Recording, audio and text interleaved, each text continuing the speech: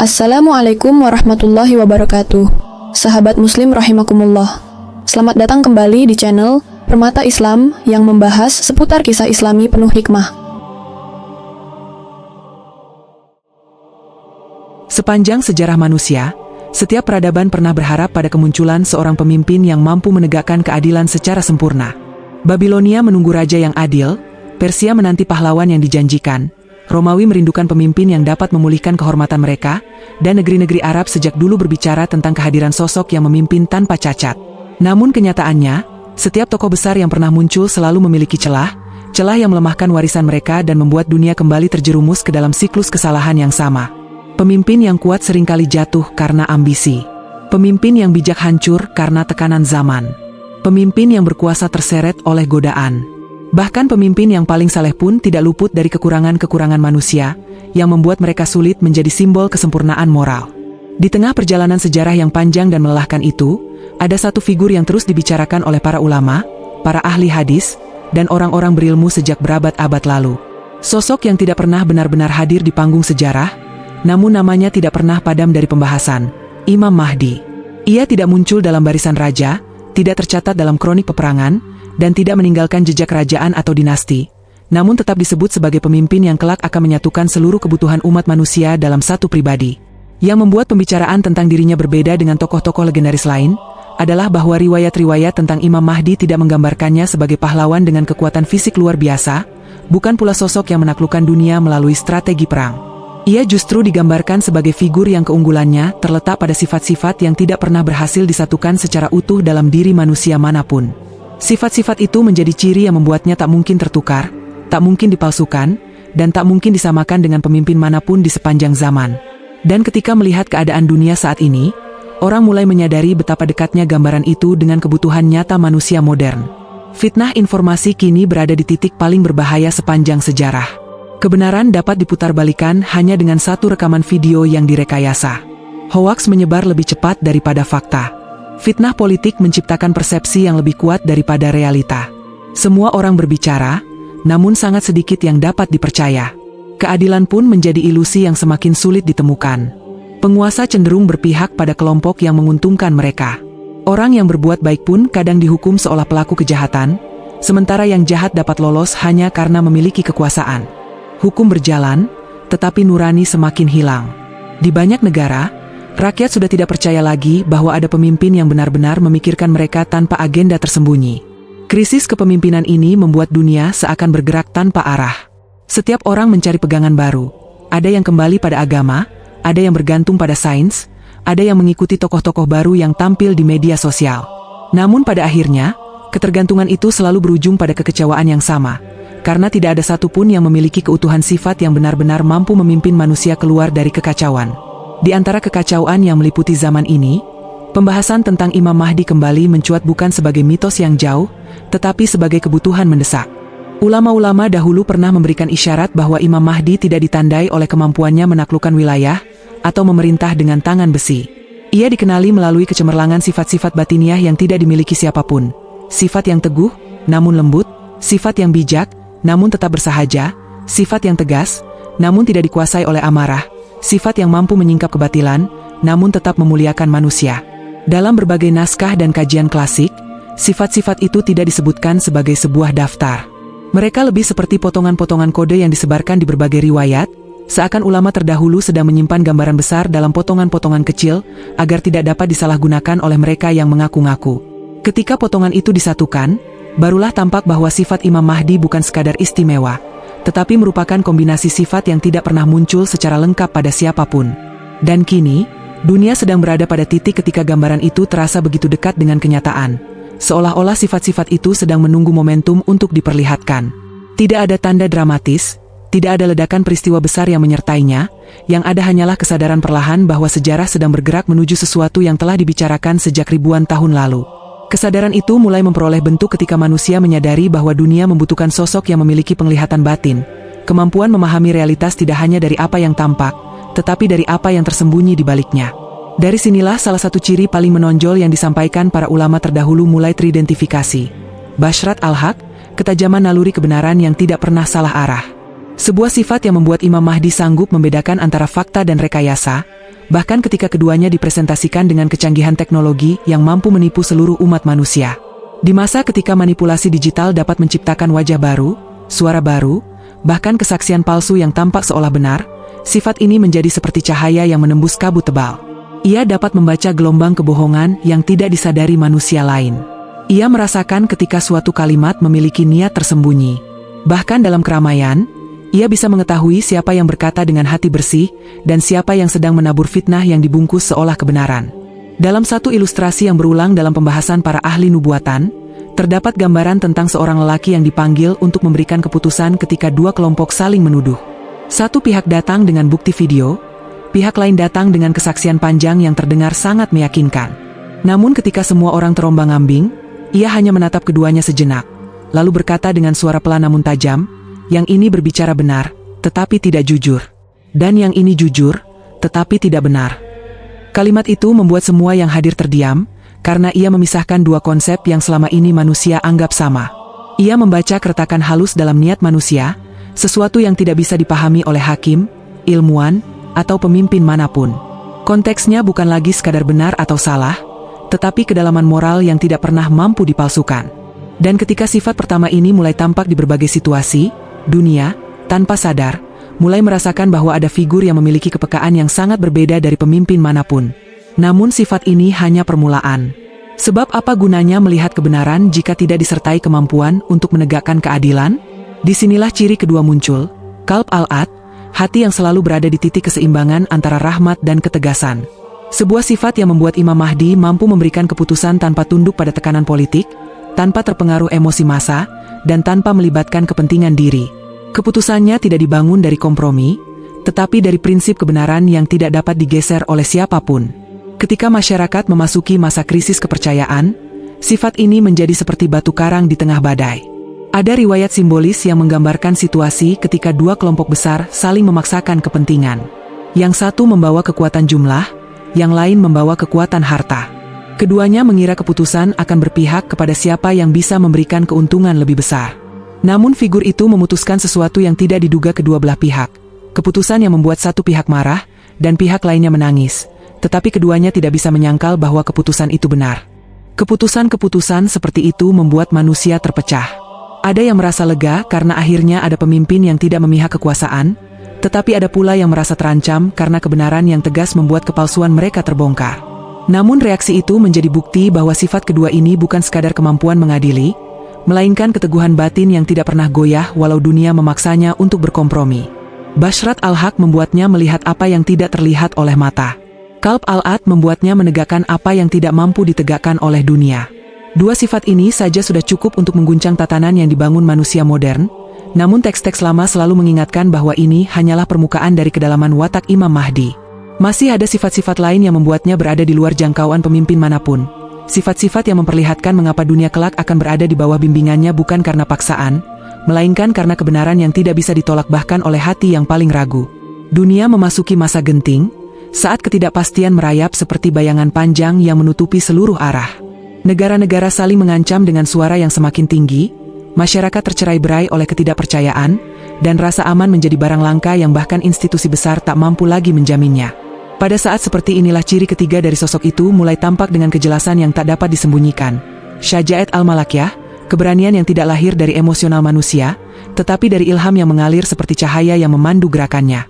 Keberanian ini tidak datang dalam bentuk keberingasan atau kemarahan. Ia tidak mengangkat suara untuk membuktikan dirinya, dan tidak menunjukkan kekuatan fisik untuk menundukkan orang lain. Yang muncul justru ketenangan yang tak masuk akal di tengah kegentingan. Sementara para pemimpin dunia saling melontarkan ancaman dan masyarakat terhisap oleh kepanikan, ia berdiri layaknya seseorang yang sudah melihat akhir dari segala kekacauan jauh sebelum kekacauan itu dimulai. Ada sebuah gambaran tentang bagaimana ia menghadapi situasi ketika dua kubu besar berada di ambang pertempuran. Keduanya bersiap, masing-masing menunggu siapa yang akan memicu gelombang pertama. Ketika sebagian besar manusia hanya bisa menahan napas, ia melangkah ke garis depan bukan dengan tergesa, tetapi dengan kepastian yang menyingkirkan rasa takut. Tatapannya tidak dipenuhi kemarahan atau kebencian, hanya sebuah keyakinan yang membuat pasukan di belakangnya merasakan sesuatu yang belum pernah mereka rasakan sebelumnya. Bahwa keberanian itu bukan berasal dari dirinya, melainkan dari sesuatu yang jauh lebih tinggi. Dan saat langkahnya menggetarkan tanah yang ia pijak, Dunia mulai memahami bahwa keberanian seperti ini tidak dapat ditiru oleh siapapun. Sebab yang membuatnya berani bukan karena ia tidak takut, tetapi karena ia telah berada dalam arus takdir yang hanya mempersilakan satu arah, maju. Ketika keberanian itu mulai dikenal, sifat keempat muncul bagaikan angin lembut yang menyusul badai. Saknat an-NR, ketenangan bercahaya yang tidak dapat dijelaskan oleh logika biasa. Ini adalah ketenangan yang bukan sekadar suasana, tetapi kekuatan batin yang memancar dari dirinya. Kekuatan yang membuat orang-orang yang gelisah mendadak merasa teduh, dan musuh yang berniat jahat tiba-tiba ragu untuk bergerak. Ketenangan itu bukan karisma, bukan sugesti, bukan efek kepemimpinan biasa. Saknat an-NR adalah getaran ruhani yang membuat hati manusia merasakan bahwa mereka sedang berdiri di hadapan seseorang yang tidak sekadar memiliki keyakinan, tetapi menjadi penjaga bagi keyakinan itu sendiri.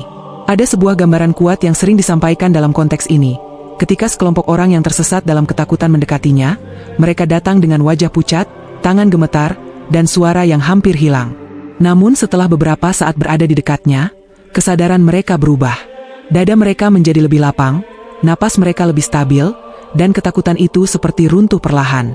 Mereka tidak mengerti mengapa tubuh mereka merasa ringan, atau mengapa pikiran mereka yang semula kacau berubah menjadi lebih jernih. Mereka hanya tahu satu hal. Kehadirannya membawa keteduhan yang tidak pernah mereka temukan pada siapapun. Sifat ini juga berdampak besar pada pihak yang memusuhinya. Ada tokoh-tokoh licik yang berniat melawannya, tetapi ketika berhadapan langsung, langkah mereka melemah. Keberanian palsu mereka runtuh oleh ketenangan yang tidak agresif, namun justru sangat mengguncangkan. Banyak dari mereka yang tiba-tiba kehilangan kata-kata, atau bahkan tidak sanggup menatap matanya. Bukan karena takut pada manusia, tetapi karena mereka merasakan cahaya kebenaran yang memaksa hati mereka untuk mengakui apa yang selama ini mereka tolak. Syaja'at al-Malakyah membuatnya maju ketika seluruh dunia mundur. Saknat an-NR membuat dunia berhenti gemetar ketika ia melangkah. Dua sifat ini mengunci dua sifat sebelumnya, sehingga pembawaan dirinya menjadi utuh. Kebenaran yang ia lihat dengan Bashrat al-Haq, keadilan yang ia tegakkan dengan Qalb al-Ad, kini mendapatkan kekuatan melalui keberaniannya yang tidak gentar dan keteduhan cahaya batinnya yang membuat manusia merasa aman di tengah kekacauan. Namun kekacauan itu sendiri belum mencapai puncaknya. Dunia memasuki fase yang jauh lebih gelap daripada ketegangan antar negara atau konflik ideologi. Ini adalah fase ketika kepercayaan global runtuh serentak, bukan karena kekalahan militer, tetapi karena manusia sudah tidak bisa membedakan mana suara yang benar dan mana ilusi yang sengaja dibentuk oleh mereka yang ingin menguasai dunia lewat kebohongan terstruktur. Informasi berubah menjadi senjata paling mematikan. Kebohongan dipoles dengan teknologi yang tidak bisa dibantah. Kebenaran dikubur oleh suara-suara yang lebih keras, lebih cepat, dan lebih berani memalsukan realitas. Di atas puing-puing kepercayaan itu, muncul pemimpin palsu yang tampil seperti jawaban dari segala ketakutan. Ia hadir dengan bukti-bukti yang tampak meyakinkan, dengan kemampuan menciptakan fenomena visual yang disalahartikan masyarakat sebagai tanda langit. Ia menawarkan stabilitas cepat, jalan pintas menuju kemakmuran, dan janji-janji keagamaan yang terdengar manis tapi penuh jebakan. Dunia yang kalap menyambutnya karena manusia telah kelelahan, telah kehilangan pegangan, telah berhenti mencari kebenaran sejati. Apapun yang terlihat meyakinkan akan dipercayai. Ketika fitnah terbesar itu mencapai titik tidak dapat dibendung, empat sifat yang telah bekerja secara terpisah mulai bergerak sebagai satu kesatuan, seperti mekanisme yang dirancang untuk masa kritis yang hanya datang sekali sepanjang sejarah. Bashrat al-Haq menyingkap tirai fitnah terbesar. Pada saat orang-orang mulai menganggap pemimpin palsu itu sebagai penyelamat, sifat pertama bekerja seperti cahaya yang menyambar kegelapan. Ia menyingkap bukan hanya kebohongan, tetapi niat di balik kebohongan, sesuatu yang tidak bisa dicapai oleh kecerdasan manusia biasa. Ia membaca arah gerak fitnah itu, memahami pola di balik manipulasi global, dan mengungkapkan celah yang tidak mungkin dilihat oleh orang lain. Dunia yang sedang ditipu mulai melihat retakan kecil di persona pemimpin palsu itu. Retakan itu semakin melebar ketika kebenaran yang disembunyikan selama bertahun-tahun terkuak dalam sekejap seperti kabut yang tersibak matahari. Bashrat al-Haq membuat cahaya kebenaran menjadi terlalu terang untuk ditutup-tutupi. Dan cahaya itu, meski mengejutkan dunia, menjadi pukulan pertama yang meruntuhkan singgasana tipu daya. Qalb al-Ad menegakkan kepastian di tengah kekacauan. Ketika kebenaran muncul, kekacauan tidak serta-merta berhenti. Muncul pertanyaan baru. Siapa yang berhak menegakkan keputusan? Sistem hukum global sudah lumpuh. Institusi internasional tercerai-berai, dan masyarakat hidup dalam zona liar tanpa aturan. Disinilah sifat kedua menunjukkan keagungannya. Qalb al-Ad menghadirkan ketegasan yang tidak memihak, ketegasan yang tidak lahir dari kepentingan politis apapun. Semua keputusan yang ia ambil menjadi rujukan, karena tidak ada satupun tokoh dunia yang mampu menunjukkan ketetapan hati sedemikian kokoh. Para pendusta terpukul oleh keadilan yang tidak bisa mereka blokkan. Kubu yang meragukannya terdiam, karena keputusan-keputusannya tidak pernah melukai pihak yang tidak bersalah. Dan mereka yang mencari kebenaran menemukan arah yang selama ini menghilang. Qalb al-Ad menutup jalan bagi fitnah untuk merajalela lebih jauh. Syaja'at al-Malakyah, keberanian yang mengembalikan arah dunia. Setelah kebohongan terbuka dan keadilan tegak, masih ada satu pertanyaan besar yang membayangi dunia. Siapa yang akan berdiri menghadapi pemimpin palsu itu? Para pemimpin dunia mundur satu persatu, ketakutan menghadapi pengaruh masif tokoh tersebut. Orang-orang kuat yang dulu terkenal tegas kini memutuskan diam, takut menjadi musuh publik jika mereka menentangnya. Ketika seluruh dunia ragu untuk bergerak, sifat ketiga meletup seperti kilatan yang membelah zaman. Syaja'at al-Malakyah bukan hanya keberanian untuk melawan, tetapi keberanian untuk berdiri sebagai satu-satunya suara yang tidak tunduk pada ilusi besar. Ia melangkah bukan karena tidak takut, tetapi karena ketakutan tidak memiliki tempat dalam dirinya. Keberanian itu menjadi titik balik besar sejarah. Manusia kembali mengerti bahwa pemimpin sejati bergerak ketika semua orang berhenti. Saknat An-Nr menundukkan hati manusia yang tersesat. Namun dunia saat itu bukan hanya kehilangan pemimpin. Dunia kehilangan harapan. Keraguan, kebingungan, dan trauma membuat manusia tidak lagi percaya pada apapun. Disinilah sifat keempat menyelimuti dunia, seperti hembusan lembut setelah badai. Tidak ada teriakan, tidak ada paksaan, tidak ada demonstrasi kekuatan. Saknat An-Nr bekerja di wilayah yang tidak bisa dicapai senjata dan propaganda, hati manusia. Ia membuat hati yang gelap menjadi lapang kembali.